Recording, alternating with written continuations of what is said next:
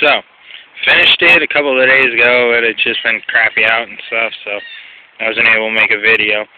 So, here's what I've got it hooked up to my dad's York rake, which is, I think, either 4 or 5 foot wide, but you can see it's big. I'll push that back on. I gotta get pins for that, but I made this up. Like I said, I cut the 2 pins off my dad's that old implement and welded it onto the piece of box steel and just welded it across the top and down here, and welded those on.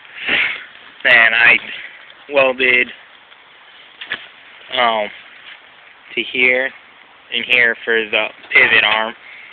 Welded the 2 little arms on.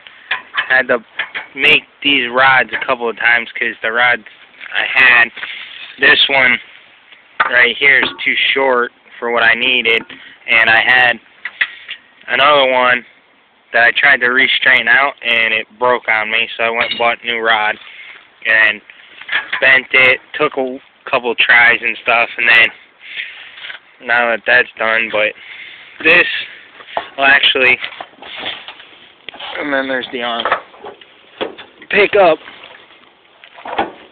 Alright, I'm standing where this has to go. I can pick up the York rake. So, I'm going to try using the York rake just for fun when I get the bulldozer moving again. But, as you can see, they're bent a little bit so it'll keep it up.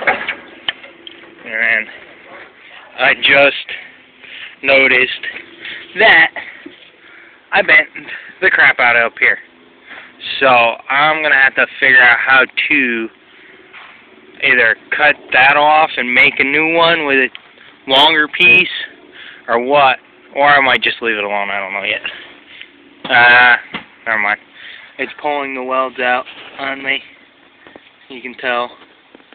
So I guess I'm going to have to refix that. But this implement, or this York rake, weighs like 300 pounds. So it's a little too big for the back of my bulldozer, but I don't know, I'll try and fix that out, or fix that and make my own implements and stuff that are later.